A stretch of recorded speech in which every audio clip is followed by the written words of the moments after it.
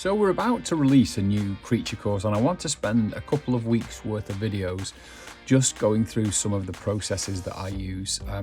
Nobody has the exact process of how to design a creature. We've all got different ways to do it, and all I wanted to do is share some of the ways that I've done it over the years.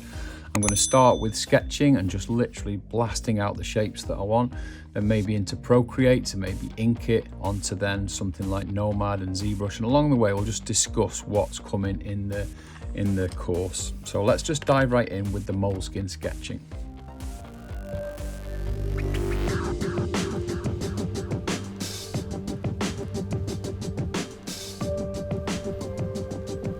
So anyone that follows me will know that I sketch a lot, I draw a lot. I work out my ideas quite quickly in a sketch pad before I ever move to 3D, to with things like Nomad and ZBrush. And I don't have a hard and fast rule about what I do first. Sometimes I'll go straight to ZBrush, sometimes I'll just go straight into Nomad if I'm using it as a great mobile tool, as you know, if you followed me under because you know that I use Nomad a lot.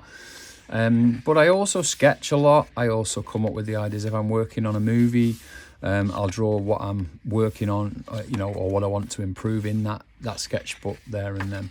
And then I move that idea. I might come up with this creature in here, for example, and then I might move it into a bit more of a permanent state by taking it to Procreate or taking it to the desktop, and then using Photoshop or even just staying on the iPad with Procreate.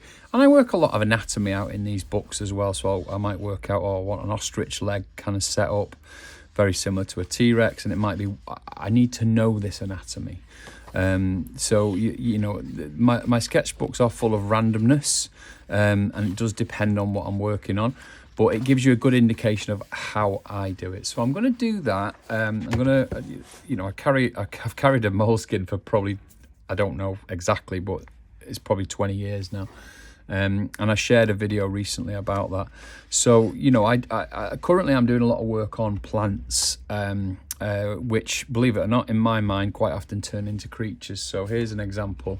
This is a carnivorous plant that I worked on that pretty much looks like one of the creatures I would design, but it's a full botanical real plant. This is something called Darlingtonia californica.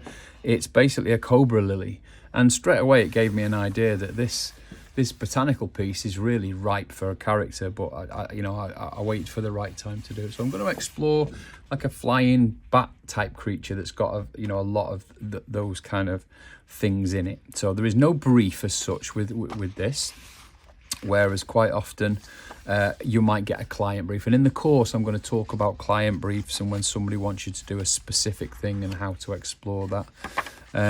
So let's just start on a blank page, whatever page I've got next in my current Moleskin, and then the tools that we use. We'll talk a little bit about the tools I use along the way, and they are quite wide and very, very different. But whether it be pencil, pen, ink, I'll talk a lot about that in the course when that comes up. But for today, I'm going to use probably this thing, which is just it's basically a watercolor pencil for a better way to describe it. So it's called a Faber-Castell Art Grip, or Aquarelle, some people call it. And I use blue a lot because in the old days it didn't used to show up on a photocopier, so we used to do it in blue, and then it would, when you photocopied it wouldn't, the black ink would show up but the blue wouldn't. So what I want to do is just start working out my character on these pages, and then we'll move that to Procreate, as I said. Now, I've already got in mind that I want some kind of a flying creature, and I've already got in mind that I want to put this plant assembly at the front of it. So the first thing I'll do is just start bashing out some shapes. Now, I have done a little bit of thumbnailing before I came to think about the idea for this video. So I already know the rough idea of what shape I want. So the creature's going to be like I said, a cross between maybe a bat or a dragon, so basically a flying body. And then it's going to have like this cobra lily front end. So I want something that has maybe the bat type wings, which are very, very simple shapes. So with a bat wing, we want, I'll go through it in a moment, but it would be out here. The body would be here, and then maybe the legs would come down here, and the tail we can work out you know, probably as we go along, and maybe make it curl round for now, before we take it anywhere else. And then at the front end, it might want to come round and come up like the cobra lily, like this, with this kind of wispy effect at the front, this kind of like opening, you know, almost like a mandible at the front like that, and we'll have that coming down at the front.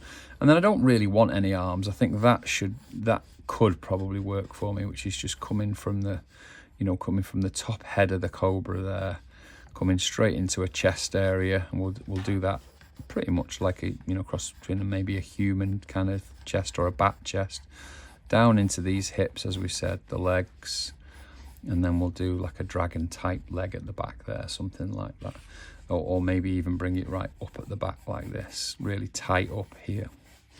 But as you can see how loose I am, you know, I'm going extremely loose with my sketching. You know, no line is precious. I don't care about the lines. I'm going to go over and over, and I'm doing something that's called drawing through. So I'm drawing through, even if I go over where I was, I'm drawing the action line right the way through like this.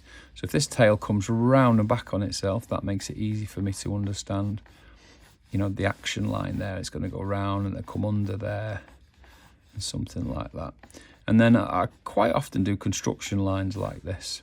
Now, one way that I'm going to discuss is a way that I was taught on a course with Tara Whitlatch, which is working this stuff out with a rig. So you can basically work out what you want from an anatomical point of view by putting in bones. So you could say, for example, if we know this is where the head and the skull's going to be here, we might want like a set of bones here that make up the vertebra. And then I'll put a point in there for the chest, and then down to the pelvis area, and we want a joint there, joint there, joint there. And you can work it out that way quite easily with this dragon wing. So for example, with the dragon wing, we'd have a shoulder point. We'd have it coming out here. This would be the basically everything from the shoulder blade, which would be in here, down the humerus, down to the elbow up here. So then this would be the ulna and the radius point there. So, and that means these would be fingers, exactly the same as you'd see in a bat. So there'd be 4 fingers and a thumb. So do it as a rig. So 1 knuckle, 2 knuckles, 3 or digits, should I say, and then down to where the fingernails would be. And that is basically how you do a dragon wing or a bat wing. It's basically anatomically correct.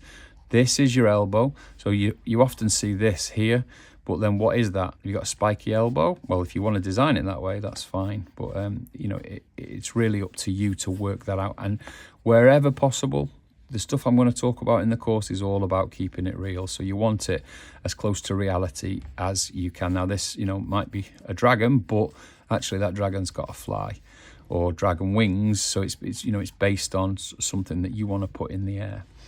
Now, straight away, I don't like the layout of this. I don't like what's going on up here. It's too high. I like it, but it's in the wrong place. So if it was digital, I could move that easily.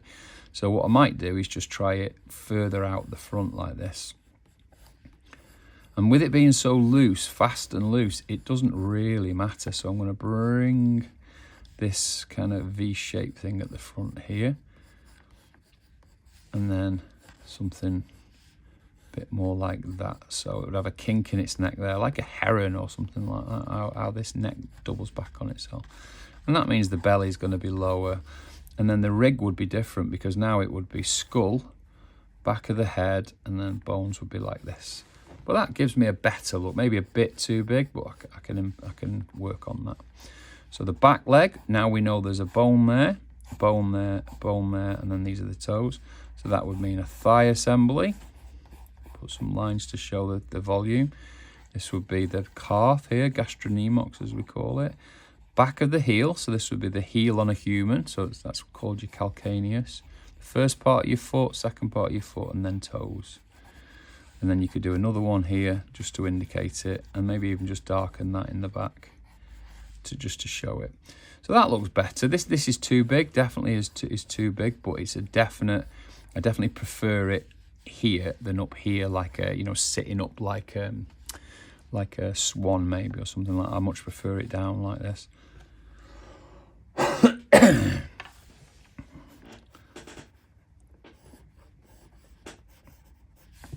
Now we start thinking about this neck area, and then that would mean now that the chest starts a bit higher up here, which means this bone to the arm will come a little bit further back. So I might, on the digital one, I might change that a bit. So a bigger chest here, and then tail absolutely fine. If a little bit too big maybe, but we can adjust that. And that pretty much has blocked out the overall shape. These wings need to be bigger, so I'll definitely make a note to make them bigger. Head will be smaller, so further in there. But that's pretty much given me the kind of shape of the creature I want. I might have to work something out here, because it doesn't seem to really, you know, should it go in, concave or convex? Is, you know, I quite like the idea of it coming around here, underneath, and then coming back up. And again, that is like a pelican or something like that, but you know, we've got to be careful here. We don't want it to look like genitalia, and that's something, although it might make you laugh, you know, I have actually worked on productions where the character has been made and it looks too phallic. It just looks like a walking, you know, phallic symbol, which, you know, it gets rejected, and a lot of people have done a lot of work on it. So, you know, we've got to be careful. We've got to be mindful not to be, you know, stepping into territories that you don't want to have to deal with censorship. So, you know, if you make that choice and you stand over it, then that's absolutely fine. But, you know, it's something that has to be thought about. And the same if you're designing female characters, you know, female body parts, you can get them too big and you can get people that get quite upset in the chain of command. So, you know, it is a real problem, and an awareness of it is not a bad thing. So I think we've got plenty to be playing with there. So we've got, you know, we have got a nice, you know, a nice big chest that carries these big muscles that would flap these wings. So that's good. Neck looks still not quite right, but we're going along the right lines. Legs I'm quite happy with. You know, this would be like a little chicken on the ground. And we've got this lovely big head here that we can, one thing I liked about this plant is these windows. This is real if you want to look it up. As I say, it's called a cobra lily. These are very thin panels on the top, so a fly goes in here and it sees through these panels. Once it's in this chamber, it sees the light through here, and it keeps going up and then eventually bounces down the back and falls into the enzymes at the bottom that eat it. So, you know, I'm drawing a real world plant here, but I'm using it as a reference for my creatures design. And that is what we do a lot. We take references from all these kind of places. So that might be all I need to, you know, to move, you know, to move to the next stage. So I could either start, you know, if I hadn't done it quite so heavy in here, I could start inking it in here in the Moleskin. But because this is just one part of it, what I'm going to do is I'm going to move this to the iPad. And simply, I really don't worry about how I do these things. I simply just take a picture and I send that to the iPad. So that's what I'll do next. So simply just take a snap of it. It doesn't really matter because I'm literally only going to use it for one little bit of time. Once I've done a snap of it, I basically go and have a look at what it looks like. And in the photo library, it looks like that. So it's a very, very rough photograph, but that is all I need. I don't get worried about scanning or anything. It's just an idea that we're now going to take straight into Procreate, and we're going to then work that up in the next phase, which will be a line drawing. Okay, we're in Procreate. Let's import our rough and ready image. So insert a photo, and we'll just stick it right in the middle like so. And then just bring it down in size a little bit. We'll just use for example, we use the freehand tool, and we'll just roughly cut it out. Don't need to get technical, don't need to do selections, all right? You know, don't need to do any, you know, automatics or anything like that. We just need to cut it out because this is going to get deleted any minute now anyway. So bring it forward a bit. That you might be tempted to think that the tail could be drawn outwards, and we could do that, but for the moment I'm going to leave it with this curly tail because I do quite like it as it is. I'm just going to go to the eraser and get rid of that back wing because we'll use the front wing there. Delete a bit more. And then that is all I need. That is roughly worked out what I want. Now, if you remember, we talked about the rig side of things. So again, you could quickly just check you're working out now by throwing in a rig. So back of the head, that would be the head, the skull. Like you've got a chain dot.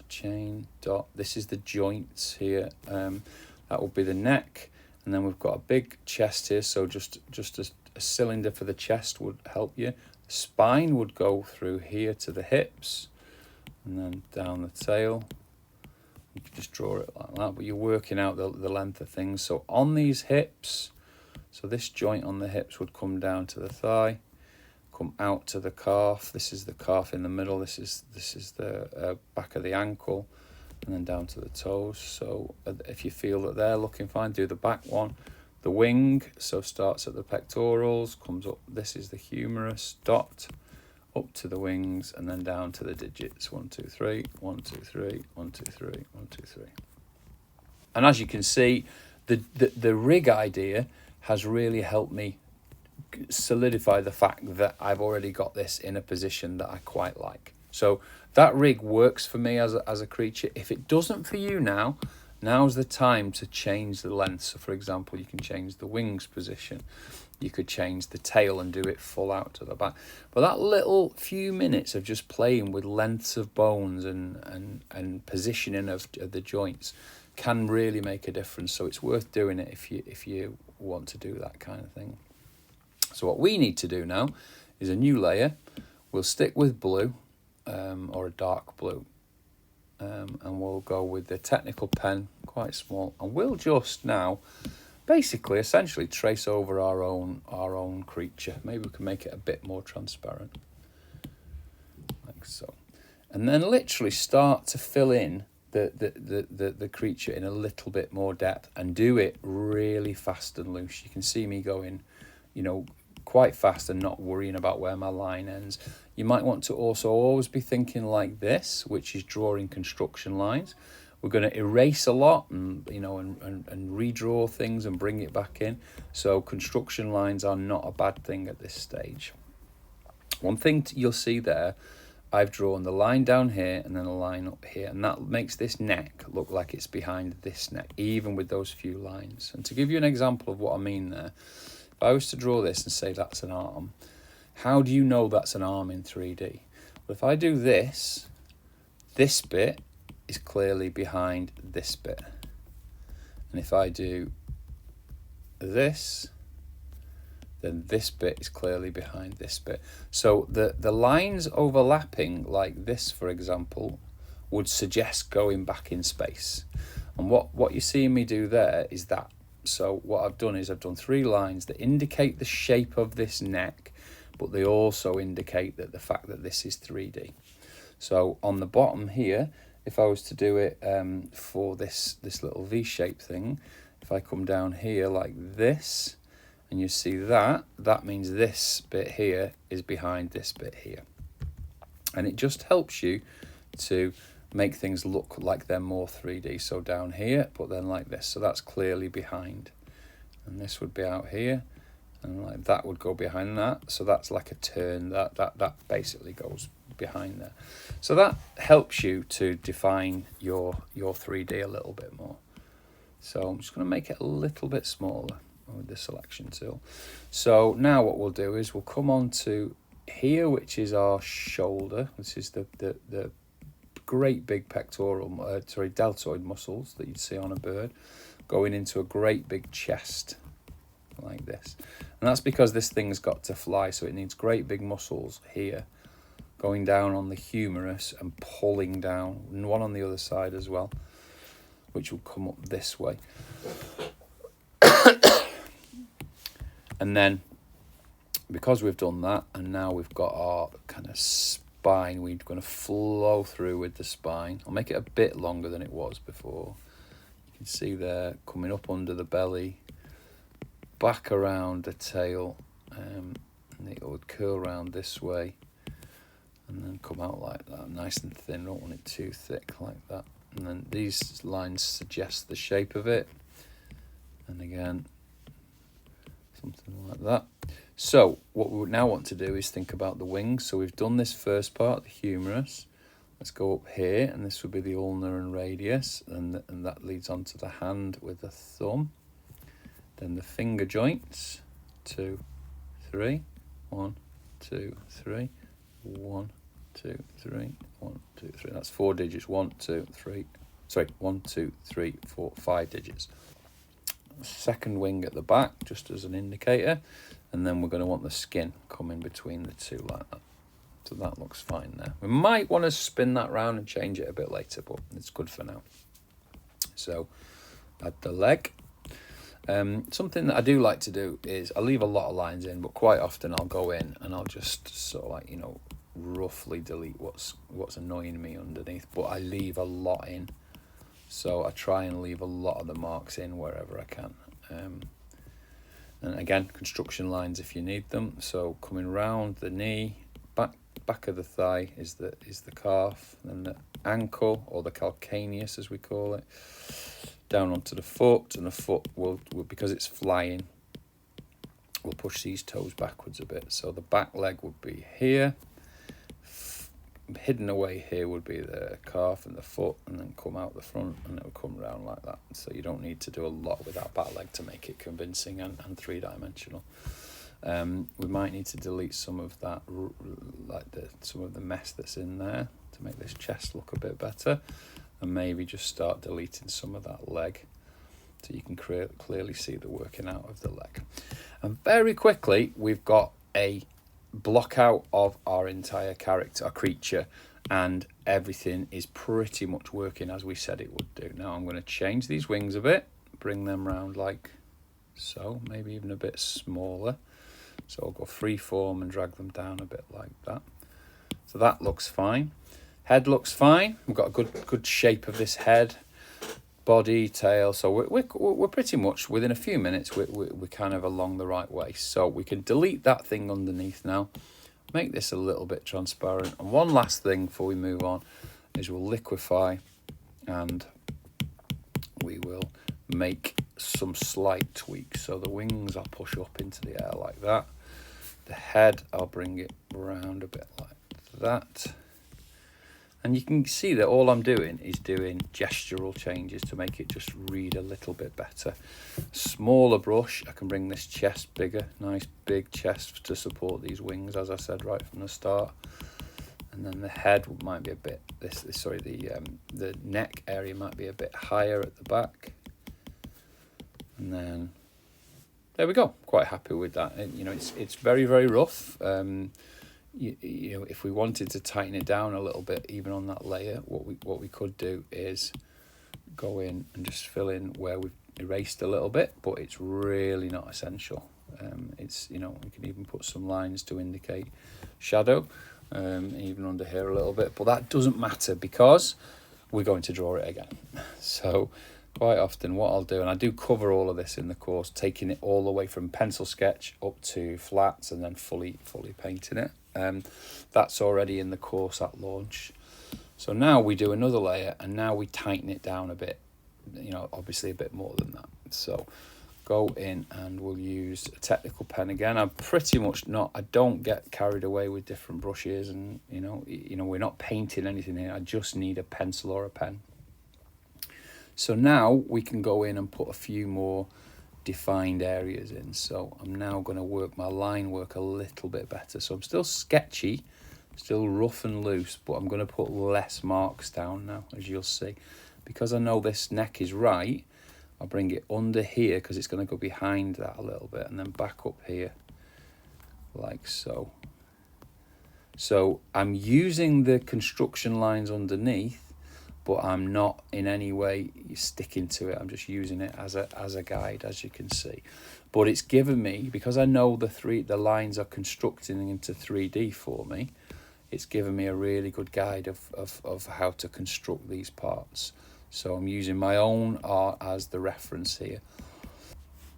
Okay, that front end's looking good. So this neck can come round here. And go straight into this big deltoid area, into the bicep, and down underneath. And this chest area would come like this. like so, and then we'd see a little bit of the what we call the sartorius muscles at the side here, and then on to the thigh. Again, the speed that I'm doing this, you can this you can tell this is, it helps to be this fast because you're not getting too carried away with anything. So we're still doing pretty much primary shapes really. We're still making sure we've got just the basic shapes in place. Get these wings in a little bit of skin folds and flaps, just to give it a little bit of an indicator of what we're going to do longer time. All of these finger joints in. Again, I'm being quite rough, as you can see. Can adjust all of this later, so I really don't get too worried about any of this. There we go. And very quickly, we're well on the way to the to locking this design down. It doesn't take long if you've got a really good solid idea in your head. As long as you've practiced these skills, this stuff can be realized very, very quickly. And we're going to move this to 3D next, in next few videos. So we're not going to fully realize this as a painting. We're going to use it as our reference to build from. I'm going to bring that spine a bit higher there. So something like that, and then that. So tail underneath like so. Now one thing, even though this is a rough line, one thing I'd encourage you to do is make sure that the line is fully sealed all the way around, because we might make a selection out of it in a moment.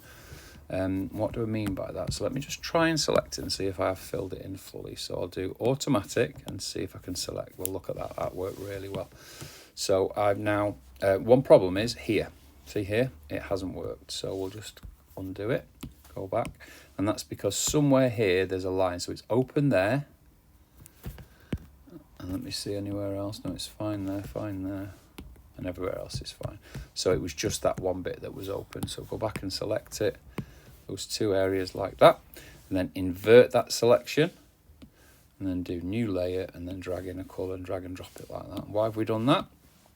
So what you've got now is, one, you could use that underneath and use that as a selection layer. So that layer underneath now we could use as what we call with masking, basically. So for example, if I made a layer above it and I set it to a clipping mask, then everything below it, this becomes the clipping mask. That means I can take paint, and again, I'm not doing this now, I'm just showing you.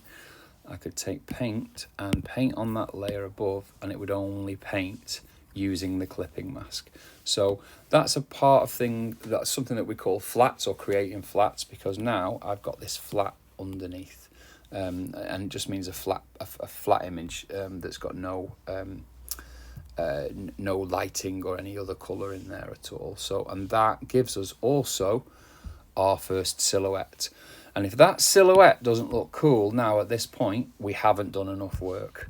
But actually, I'm thinking we're really well on the way here. So it doesn't take too much. I think this entire video has been about half an hour, and we've rationalized all of the main parts of our character, our creature, should I say. And it's got the references that I was wanting to use. This bit, for example, it's fully got that in the design, and we've made it fit with a dragony kind of bat kind of affair. So that's pretty much enough for this week's video, and then next we'll carry on working it up a little bit more in detail into 3D. So I've said in this video quite a few times now, we're going to be releasing one of our next courses soon, so it's going to be all about creature design. And it's not just using Nomad or ZBrush or Procreate, but the full gamut of tools that we've got at our disposal. So when I launch it, it's going to be in parts. So I'm going to do a big chunk of things for you to get going with things like Procreate and Nomad. And then I'm going to slowly, over the next year, I'm going to launch the rest of the course bit by bit, so that you can slowly build up your skills. So if you're interested and you're not already on our mailing list, then click on the link in the video and join the resource hub, and you'll be one of the first to know when it's released.